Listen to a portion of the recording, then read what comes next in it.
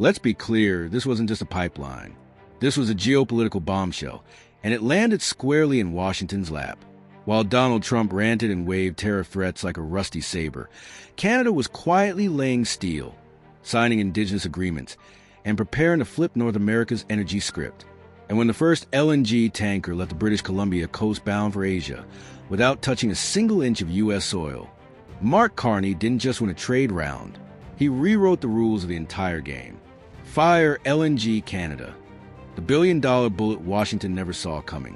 At the heart of this upheaval is LNG Canada, a $40 billion mega project that shattered the old energy dependency model.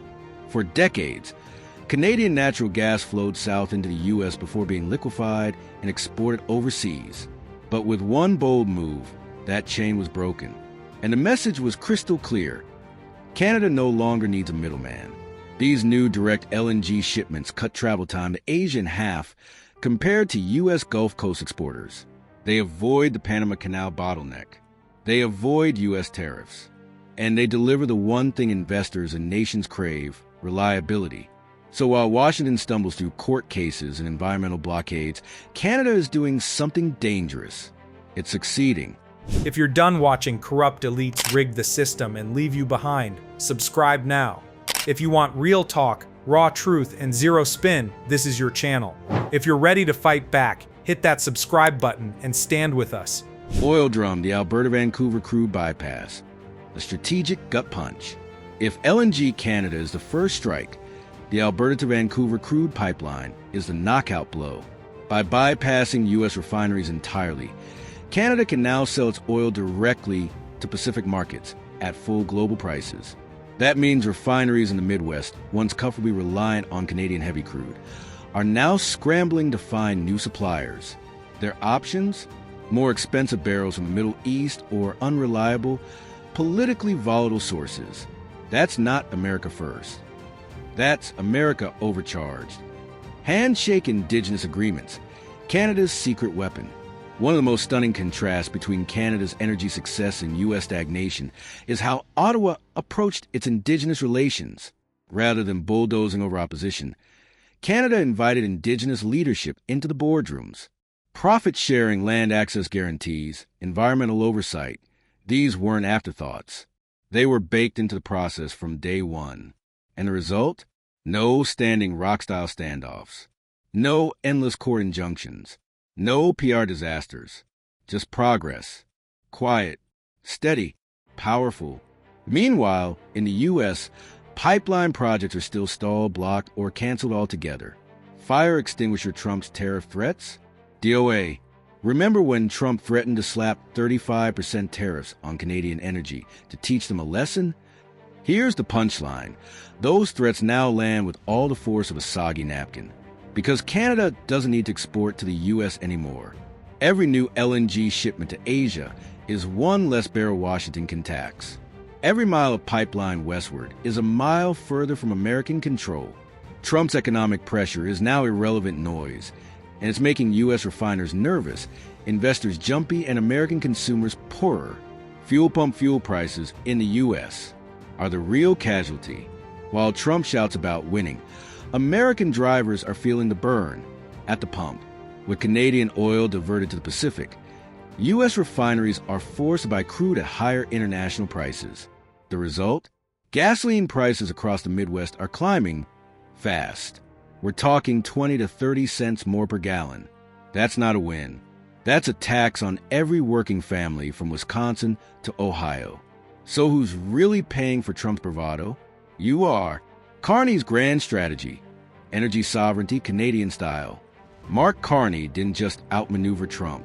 He introduced a new vision for Canadian energy. Sovereignty doesn't mean isolation. It means control. Control over routes, markets, partnerships, and profits. Carney's energy doctrine is about making Canada indispensable not just to the U.S., but to Asia, Europe, and beyond. And he's not finished. With another LNG terminal proposed at Prince Rupert, Canada is poised to double its export capacity by the end of the decade. That means even greater energy influence, even more trade independence, and a total reordering of the North American energy hierarchy. Building construction Ottawa's weaponized infrastructure policy. What's making all of this possible? Speed. Canada designated its energy infrastructure as national essential projects. That means no decade-long red tape delays, no endless feasibility studies. When the country needs a pipeline, it gets built fast. That alone has stunned U.S. policymakers who are watching years of their own infrastructure plans die in committee. Meanwhile, Ottawa is executing and delivering. This isn't just good policy. It's a blueprint for economic dominance. And here's where Carney delivers his final checkmate. Unlike Trump's drill baby drill philosophy, Canada's LNG strategy is framed as part of a global clean energy transition. LNG is cleaner than coal and oil. It's seen as a bridge fuel, and Canada's environmental standards are earning it praise in Europe and Asia. So while the U.S. faces protests, lawsuits, and diplomatic friction, Canada is signing contracts with South Korea, Japan, Germany, and India. This isn't a scramble for survival. It's a race for leadership, and Canada is surging ahead.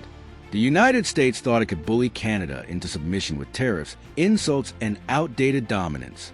What it got instead was a wake-up call.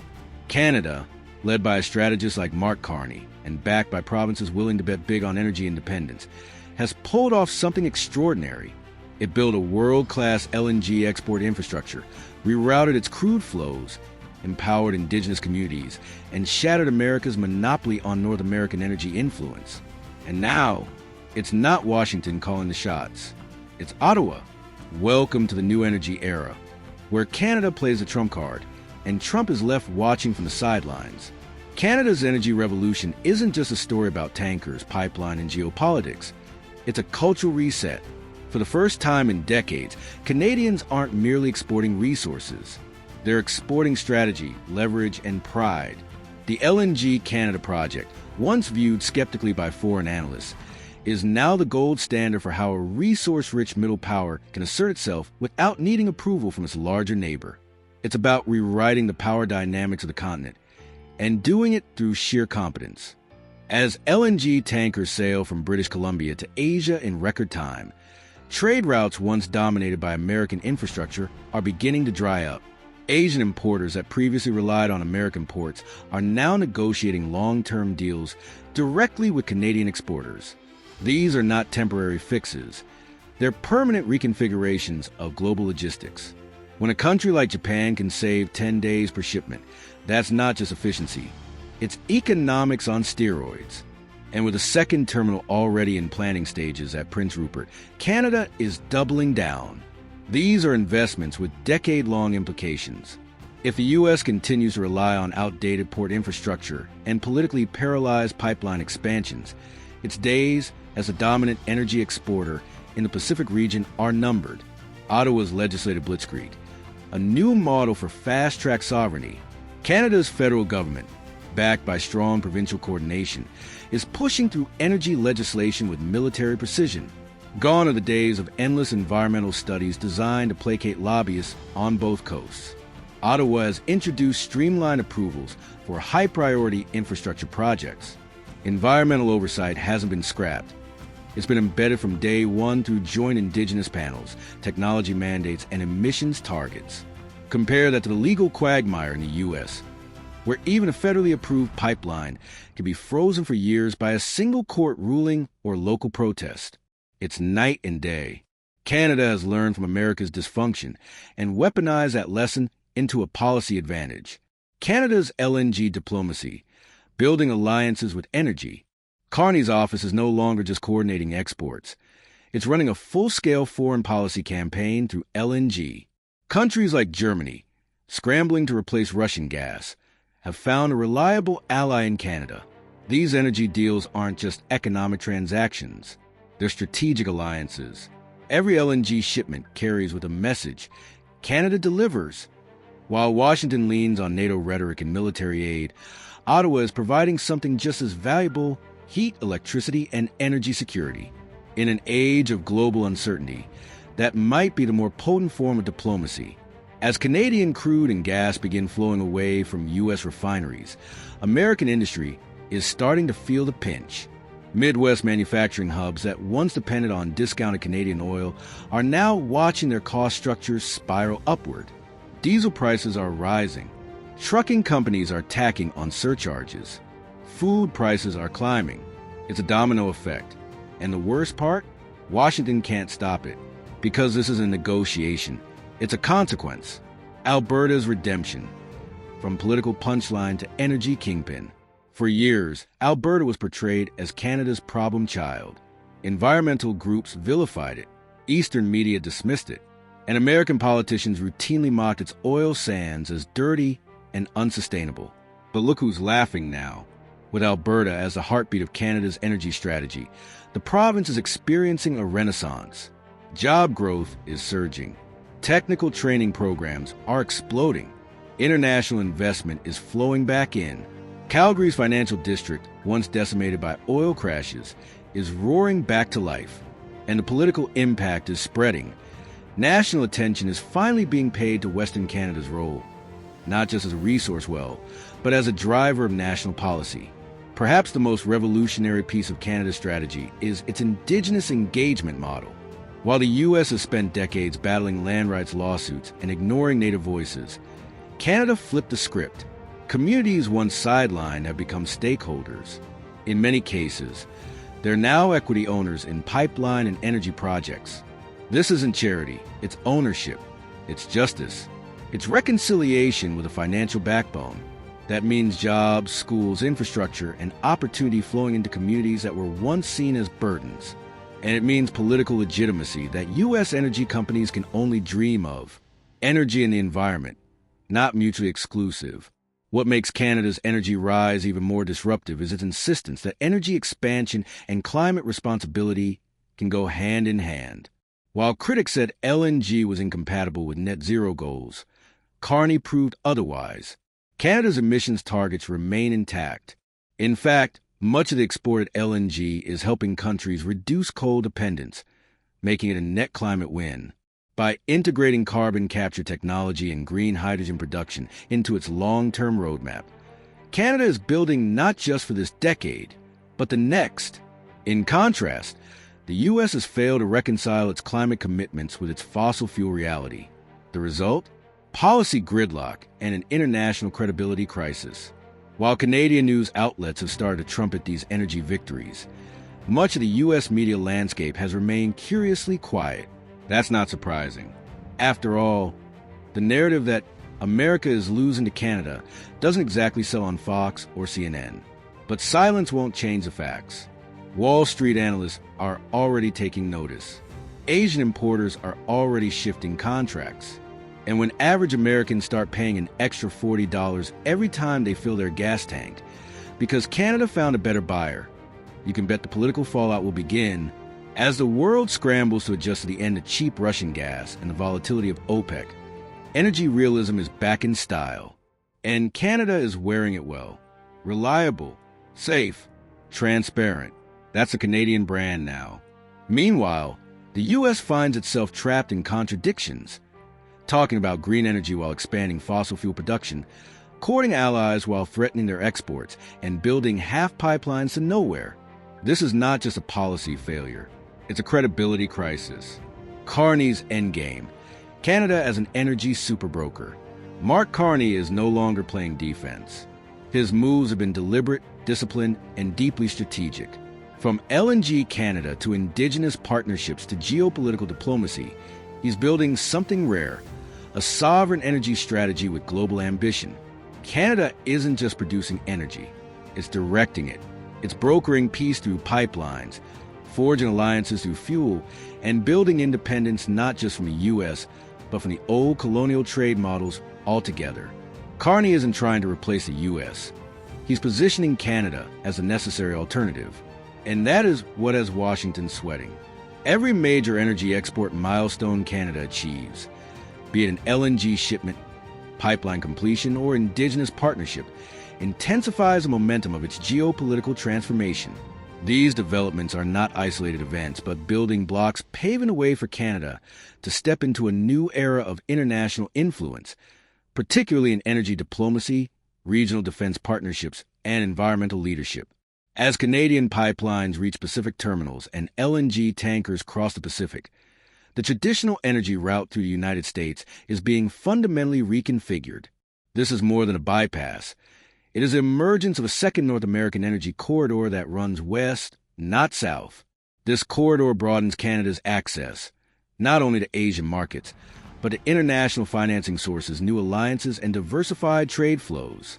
For example, deals with Japan, South Korea, and India involve long-term offtake agreements tied to climate targets and investment in renewables. These are not pins on a map. They're ink in national policy books. Meanwhile, U.S. Gulf Coast producers, facing increasingly delayed and contested pipeline expansions, are losing their strategic advantage. Export finance is shifting to Canadian development banks and multinationals. Governments are looking north for reliable partners, and global energy firms are recalibrating their portfolios. U.S. exporters risk becoming backup suppliers, competing with Canadian volumes on freight charges and delivery times, not just commodity costs. Historically, energy security meant securing pipelines, tankers, and geopolitical stability through traditional Western dominance. Canada is redefining the concept. Its approach centers on contractual reliability, fixed-term supply contract with penalties, shared management structures with Indigenous partners, and legally binding environmental commitments on emissions intensity. This transparency and accountability framework reassures national regulators and international buyers alike. It turns Canadian energy not just into barrels and BTU, but into tangible, quantifiable contracts that enhance system reliability. In an age of volatility, from OPEC uncertainty to shipping choke points, this attribute becomes a national asset. Canada is exporting certainty. The U.S. cannot. Canada's Indigenous engagement model could redefine a core principle of national resource governance. In contrast to U.S. states like Alaska, where pipeline projects still face court injunctions and tribal opposition, Canada integrates Indigenous leadership from day one. These communities become rights holder partners, not adversarial voices. In some projects, Indigenous equity stakes exceed 20%, with royalties going straight into community infrastructure, education, and sovereign initiatives. Their mandates include co-governance over environmental monitoring, emission standards, and worker safety protocols. This grants Canada rare political resilience. Opposition isn't just sidelined, it's transformed into supportive ownership. This isn't just pipeline diplomacy. It's national reconciliation in action, positioning Canada as a moral and practical example in resource stewardship. Canada's expansion into global energy markets is accompanied by robust climate commitments, something few exporting nations manage to balance. Its LNG projects include methane leak controls, carbon capture pilot programs, and integrated research funding for green hydrogen and CCS technologies. These aren't token gestures. Buyers in Europe and Asia demand compliance. Long-term contract hinge on meeting low-carbon benchmarks. Canada's ability to meet both energy quantity and quality requirements puts its exports in a class of their own. Every tanker that sails off its west coast carries not just fuel, but credibility in a carbon-conscious world. Meanwhile, U.S. energy strategy remains fractured. Federal permitting gridlock, courts halting pipeline approvals, environmental agencies stalled, has left infrastructure unmet and market opportunities uncaptured. Dependence on Gulf imports to cover export gaps drives up freight costs and widens the U.S. competitiveness gap. Even talk of tariffs on Canadian energy hasn't resolved American inertia. Tariffs require political consensus, congressional support, and the ability to withstand WTO disputes. Canada's evolving legal and diplomatic architecture buffers it from retaliatory measures. Washington is left with little leverage beyond criticism, while Canadians launch new terminals and international deals. Behind the scenes, Canada is forging conversations that look like energy versions of NATO through bilateral and multilateral memorandums, like strategic LNG corridors with Japan, fuel security pacts with Germany, and Arctic energy partnerships with Nordic neighbors. Canada is expanding its sphere of relational influence. These partnerships go beyond purchase orders. They embed Canada into regional resilience exercises, energy security planning, and joint R&D on low-carbon solutions. This is nation building, not just pipeline building. It's geopolitical realism practiced by resource-exporting middle powers. Canada's energy ascendancy isn't leaving domestic policy behind.